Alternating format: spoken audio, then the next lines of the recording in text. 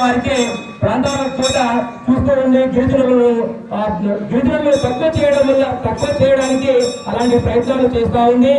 అంతేకాకుండా ఇంకొకటి వచ్చినట్లయితే యూనివర్సిటీలు అన్నగారు చెప్పినట్లుగా మన ఇప్పుడు అసెంబ్లీలో యూనివర్సిటీలను బిల్లు పెట్టుకున్నటువంటి సందర్భం వచ్చేసింది.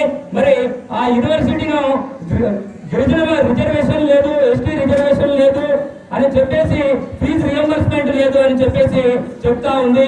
మరి ఇలాంటి ఫీజు రియంబర్స్మెంట్ కానీ ఎస్టీలకు రిజర్వేషన్ కానీ లేకపోతే మరి నిమ్న వర్గాలైనటువంటి ఎస్సీ ఎస్టీ బీసీల పరిస్థితి ఏంటి? ఈరోజు ఉద్యోగాలలో ఎలా ఉద్యోగాలు వస్తాయి అనేది కూడా ఈ అఖిల భారత గిరిజన సమైక్య సంగారెడ్డి జిల్లా నుంచి చెప్తా ఉంది.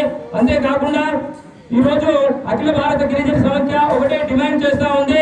గిరిజనులు ఎవరైతే గిరిజనులు ఉన్నారో ఆ గిరిజనుల డిమాండ్లను మరియు గిరిజనుల యొక్క కోడి భూముల సమస్యను, మరి గిరిజనుల యొక్క రిజర్వేషన్ ని 10% రిజర్వేషన్ ని, మరి అలాగే ఏదైతే గిరిజనుల సాధక బాధకాలను ఏదైతే ఉన్నాయో వారి డిమాండ్లను అన్నింటినీ నెరవేర్చాలని ఈ రోజు సంగారెడ్డి జిల్లా నుంచి అఖిల భారత గిరిజన సమైక్య మీకు డిమాండ్ చేస్తా ఉంది. భారత్ మాతా కీ జై, జై హింద్.